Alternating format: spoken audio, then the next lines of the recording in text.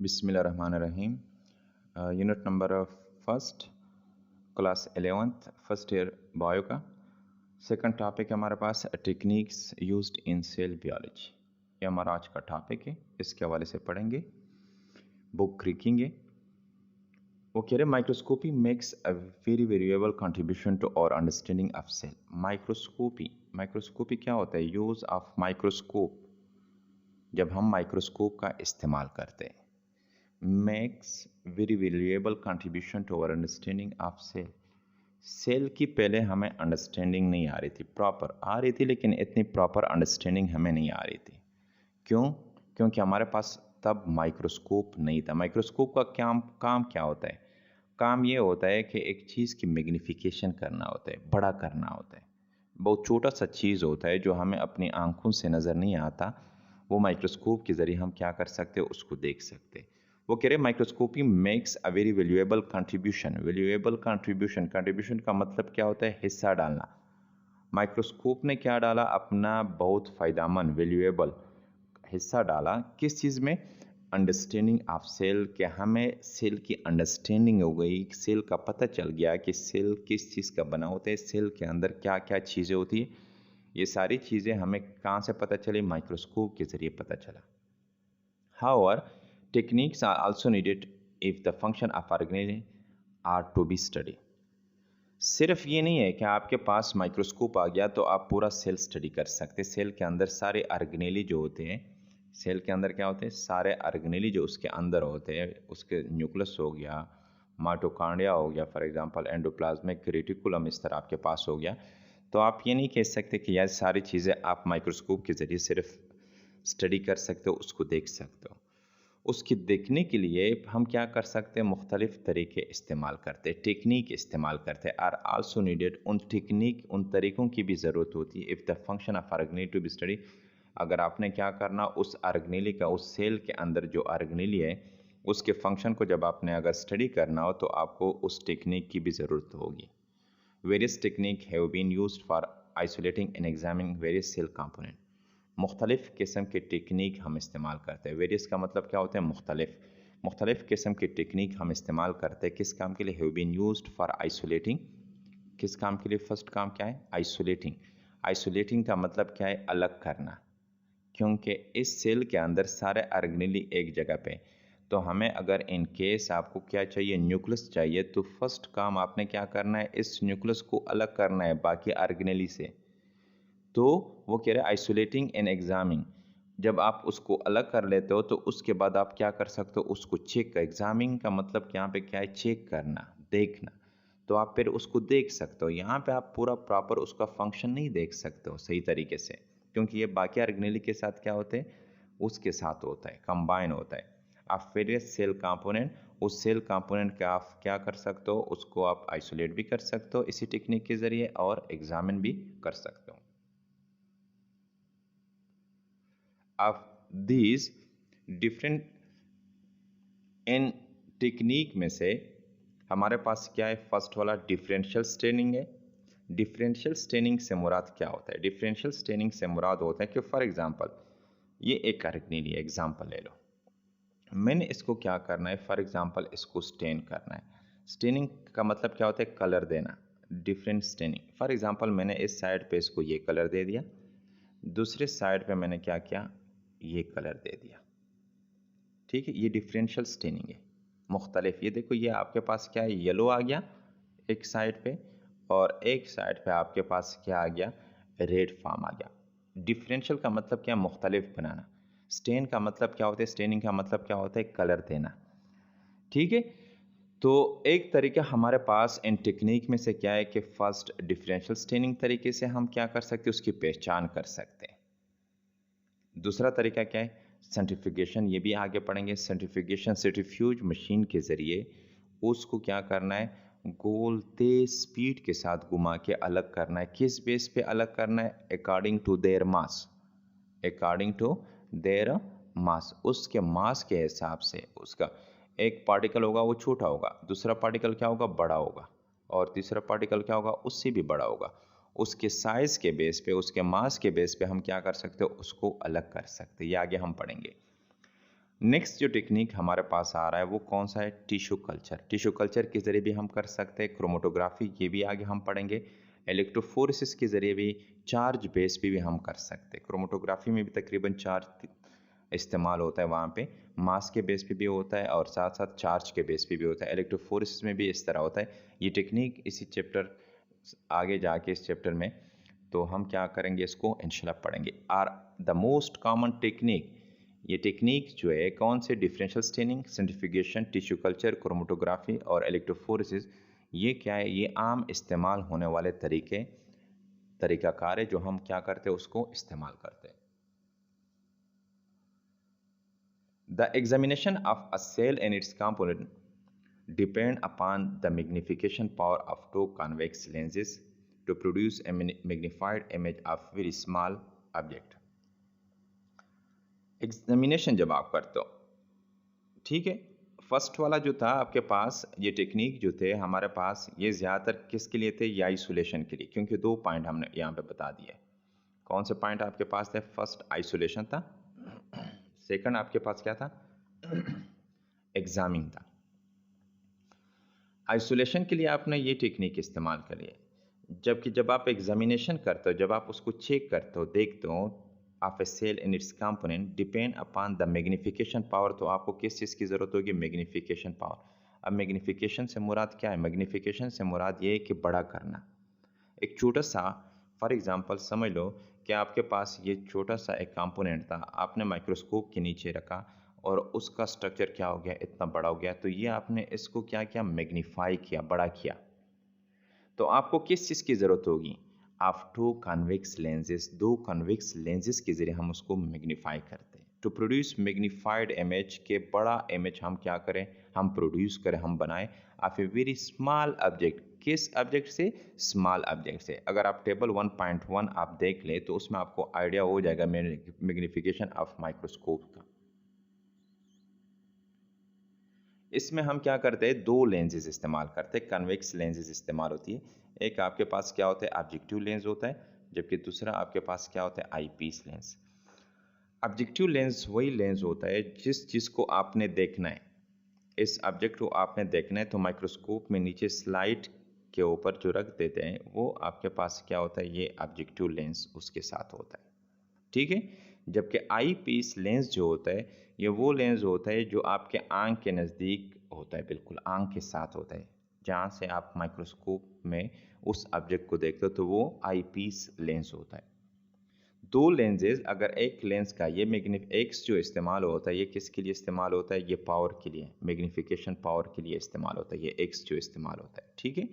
अगर एक लेंस का मैग्नीफिकेशन पावर क्या हो, 10 हो, और आई पीस वाले लेंस का मैग्नीफिकेशन पावर कितना हो, 6 हो, तो आपके पास टोटल मैग्नीफिकेशन ऑफ ऑब्जेक्ट कितना आएगा, मतलब क्या है कि 60 गुना ये बड़ा हो जाएगा।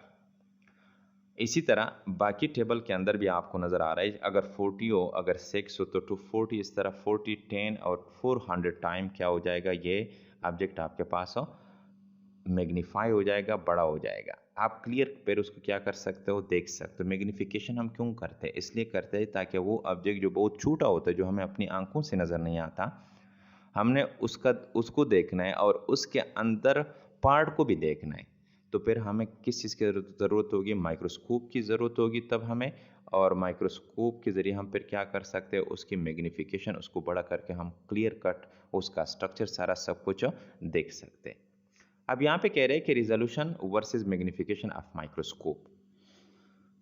रिजोल्यूशन हमारे पास क्या होता है और मैग्नीफिकेशन को तो आपको समझ आ गई कि मैग्नीफिकेशन क्या होता है, एक छोटे से चीज़ को बड़ा करना होता है। रिजोल्यूशन क्या होता है, अब यहाँ पे आपको समझा रहे हैं कि the biologist to study cell use different devices and precise technique in their effort to develop exact description of cells and their parts. जो बायोलॉजिस्ट होते हैं, ठीक है, बायोलॉजी को स्टडी करने वाले, वो स्टडी सेल, जो स्टडी स्पेशली क्या स्टडी करते हैं, सेल को स्टडी करते हैं, यूज डिफरेंट डिवाइसेस, मुख्तलिफ किस्म के मशीनें डिवाइसेस इस्तेमाल करते हैं, एंड प्रिसाइज टेक्निक, और क्या इस्तेमाल करते हैं, प्रिसाइज का मतलब क्या होता है, एग्जैक्ट, सही टेक्निक इस्तेमाल करते हैं। इन देयर एफर्ट, वो यही कोशिश करते हैं to develop exact description of cell in their part, कि उस सेल का एग्जैक्ट क्या, उस सेल का और उस सेल के जो हिस्से, उस सेल में जो पार्ट्स है, जो हिस्से, उसका क्या डेवलप करे, क्या बनाए। डेवलप का मतलब यहाँ पे हम क्या लेंगे, बनाना, कि वो क्या बनाए, एग्जैक्ट डिस्क्रिप्शन, एग्जैक्ट उसको क्या करे, डिस्क्राइब करे, उसका तफसील एग्जैक्ट लेके आए।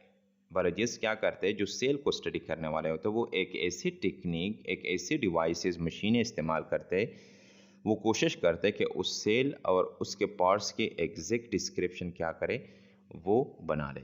There most important tool is the compound light microscope, और उसका सबसे अहम टूल जो है, जो सबसे अहम डिवाइस इस्तेमाल करते, वो कौन सा इस्तेमाल करते, कंपाउंड लाइट माइक्रोस्कोप इस्तेमाल करते। क्या इस्तेमाल करते, कंपाउंड लाइट। एक तो लाइट माइक्रोस्कोप है, ऊपर से क्या है, कंपाउंड कॉम्प्लेक्स के लिए साथ इस्तेमाल होता है। It is very useful but it is limited by the nature of the energy it uses. वो किसके हवाले से बात हो रही है, यहाँ पे किसके हवाले से बात हो रही है, इसी कंपाउंड लाइट माइक्रोस्कोप की बात हो रही है कि ये क्या है, बहुत फ़ायदेमंद तो है बायोलॉजिस्ट के लिए, क्या है, फ़ायदेमंद तो है, लेकिन इसका इस्तेमाल क्या है, लिमिटेड है, बहुत कम इस्तेमाल किया जाता है। किसकी वजह से, वजह क्या है, वजह भी बताई हुई है, by the nature of the energy it uses, जो एनर्जी वो इस्तेमाल कर रहा है उसकी वजह से। और यहाँ पे एनर्जी का क्या बात हुई है, लाइट की बात हुई है। जो वो एनर्जी वो इस्तेमाल कर रहा है उसी की वजह से उसका इस्तेमाल भी क्या है, कम है। The limitation of any microscope define is resolving power. जो भी माइक्रोस्कोप आप इस्तेमाल करते हो, अगर आपको अपने फ़ायदे का काम नहीं मिल रहा है, जो आप उससे काम लेना चाहते हो वो आपको नहीं मिल रहा है, तो वो उसकी क्या हो जाती है, उस माइक्रोस्कोप की लिमिटेशन हो जाती है। क्या हो जाती है, वो लिमिटेशन में आ जाता है। मतलब क्या है, वो आपके लिए लिमिट में चला गया, आप उसको फर्दर इस्तेमाल नहीं करें क्योंकि आपके काम की चीज़ का भी नहीं बना। तो वो कह रहे हैं कि इस डिफाइन इज रिजॉल्विंग पावर, ये किसके ऊपर डिफाइन, किसके ऊपर डिपेंड करता है, उसकी रिजॉल्विंग पावर के ऊपर। रिजोल्यूशन यहाँ पे हम पढ़ेंगे। The ability to distinguish close object is being separate from one another. ये रिजॉल्विंग पावर, रिजोल्यूशन जो होता है, एक मैग्नीफाई, सिर्फ बड़ा करना नहीं होता। बड़ा करने के बाद फॉर एग्जांपल ये जो आपके पास ये स्ट्रक्चर, ये देखो, इस स्ट्रक्चर में एक तरफ आपके पास क्या है, येलो है, और एक तरफ क्या है आपके पास, रेड है। लेकिन मैंने इधर येलो वाला पार्ट इसके साथ मिक्स किया हुआ है, देखो, तो रेड किसके अंदर चला गया, येलो के अंदर, और येलो किसके अंदर चला गया, रेड के अंदर। अब ये क्लियर कट रिजॉल्विंग नहीं है, रिजोल्यूशन नहीं है इसकी। क्लियर कट रिजोल्यूशन तब होता जब क्या होता, जब एक तरफ सिर्फ येलो होता, डिस्टिंग्विश होता, बिल्कुल फ़र्क आपके पास क्लियर होता, और एक तरफ क्या होता, सिर्फ आपके पास रेड होता। ये डिस्टिंग्विश है, ये डिस्टिंग्विश मतलब अलग नहीं है। क्यों अलग नहीं, क्योंकि दो कलर आपस में एक दूसरे के अंदर चले गए। तो इसलिए कहते हैं कि एबिलिटी टू डिस्टिंग्विश, के फ़र्क करे क्लोज ऑब्जेक्ट। ये देखो क्लोज है, एक दूसरे के साथ बिल्कुल नज़दीक है, ये भी नज़दीक है, कि वो दोनों ऑब्जेक्ट जो बिल्कुल क्लोज हो, दोनों कलर जो बिल्कुल क्लोज हो, उसमें क्या करे, फ़र्क करे, क्लियर कट फ़र्क करे। Is being separate from one another, कि वो दोनों जो स्ट्रक्चर है वो एक दूसरे से क्या हो, सेपरेट हो, एक दूसरे से, ये ना हो कि एक दूसरे में क्या हो, मिक्सअप हो।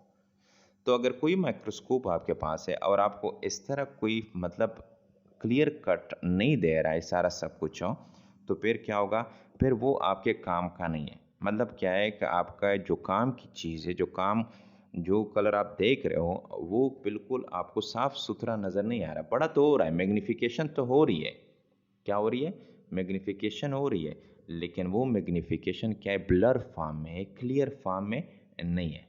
तो फिर आपके काम का वो नहीं बनता। तो इसलिए हम कहते हैं कि ये उसकी क्या हो गई, उस माइक्रोस्कोप की लिमिटेशन हो गई। ठीक है।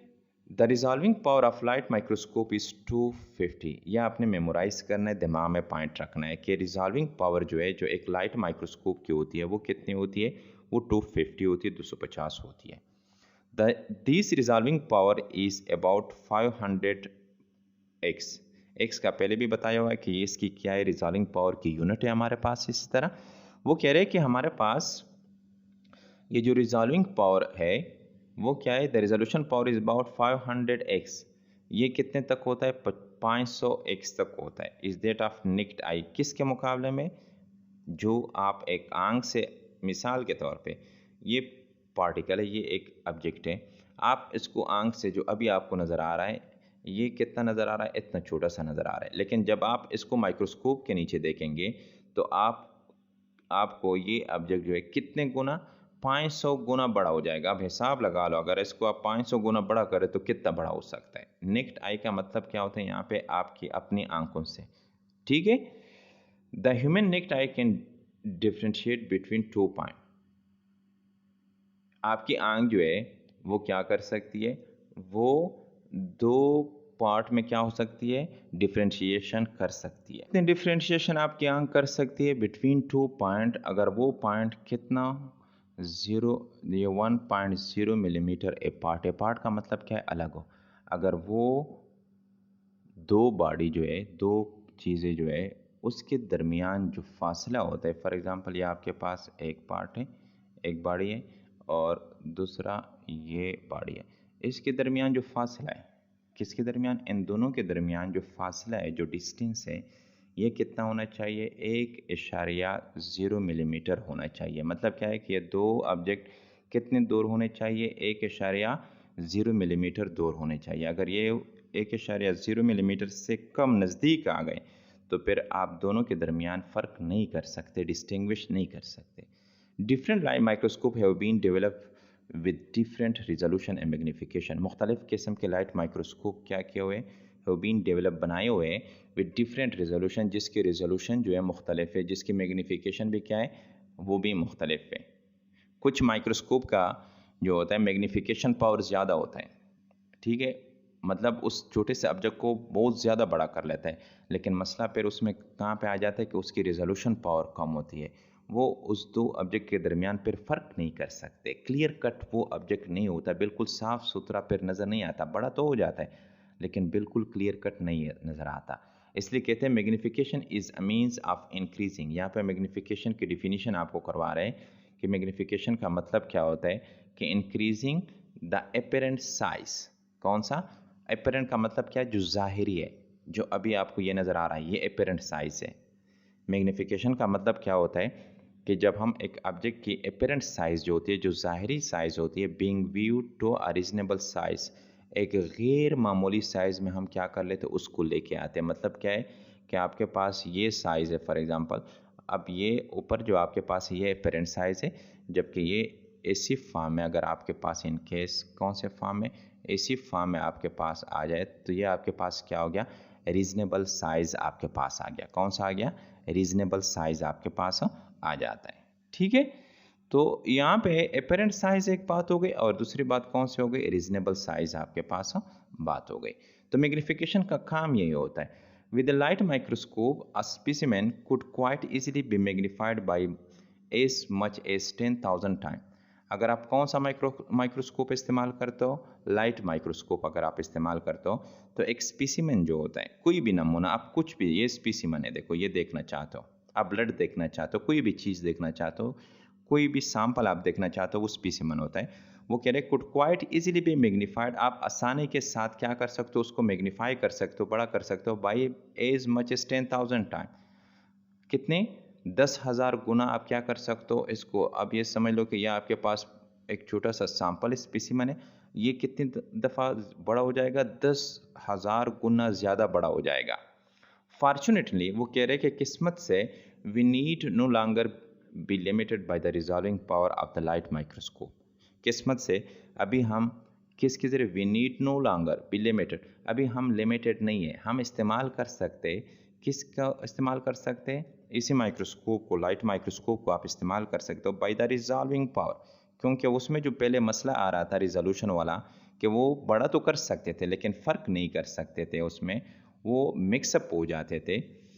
तो वो कह रहे कि अभी हमें ये टेंशन जो था, ये जो मसला था, वो क्या हो गया, रिजॉल्व हो गया, ख़त्म हो गया। रिजॉल्विंग पावर वाला मसला जो था of the light microscope, we no have the transmission electron microscope, TEM जिसको शॉर्टकट में कह सकते हैं। हमारे पास कौन सा माइक्रोस्कोप आ गया, ट्रांसमिशन इलेक्ट्रॉन माइक्रोस्कोप भी आपके पास आ गया। The TEM can magnify an object up to, कितना है आपके पास, 1,000,000,000। तो ये कितनी दफ़ा इसको बड़ा कर सकते हैं, 10 लाख गुना, 1 मिलियन टाइम जो है, 1 मिलियन टाइम क्या कर सकता है, मैग्नीफाई। देखो इलेक्ट्रॉन माइक्रोस्कोप कितना कर सकता है, 10,000 गुना, लेकिन ये कितना आपके पास है, 10 लाख गुना कर सकता है, मैग्नीफाई कर सकता है। On recent innovation the scanning electron microscope, एक टेम आपके पास माइक्रोस्कोप आ गया और उसके बाद नेक्स्ट माइक्रोस्कोप का नाम क्या है, सेम। वो कह रहे कि जो अभी रिसेंट जो अभी अनकरीब जो इजादात, इनोवेशन का मतलब क्या, इजादात हुई है, जो इजाद हुआ है वो कौन सा है, द स्कैनिंग इलेक्ट्रॉन माइक्रोस्कोप आपके पास सेम है। हैज़ प्रोड्यूस 3 डायमेंशन, देखो सिर्फ ये नहीं, 3 dimension image of the whole object, एक ऑब्जेक्ट का क्या बना सकते हैं, 3 डायमेंशन ऑब्जेक्ट बना सकते हैं। 3 डायमेंशन से मुराद क्या है, X Y and Z. Normally हमारे सामने जो गर्भ बने होते हैं या कोई भी ऑब्जेक्ट जब आप देखते हो आपके सामने, जो अभी मोबाइल है या पेन है या आपके हाथ में पेन हो गया, फॉर एग्जांपल किताब हो गई, ये सारे के सारे कौन से आपके पास है, कौन से डायमेंशन में, 2 dimension, X and Y dimension. जबकि यहाँ पे जो हमारे पास कौन सेम जो है, स्कैनिंग इलेक्ट्रॉन माइक्रोस्कोप से अगर आप किसी ऑब्जेक्ट को क्या कर सकते हो, स्कैन कर लो, अगर उसको मैग्नीफाई करो तो उस ऑब्जेक्ट का जो इमेज आएगा वो कौन से फॉर्म में आएगा, 3 डायमेंशन, एक्स वाई जेड की फॉर्म में होल ऑब्जेक्ट का हमारे पास क्या आ जाएगा, उसकी मैग्निफिकेशन आ जाएगी। Hope you will understand the topic, आपको टॉपिक की समझ आई होगी। अगर कोई भी क्वेश्चन आपको हो तो कमेंट में आप बिल्कुल कर ले, वहाँ पे अगर कोई सजेशन हो तो आप बेशक दे सकते हो। ओके, अल्लाह हाफ़िज़।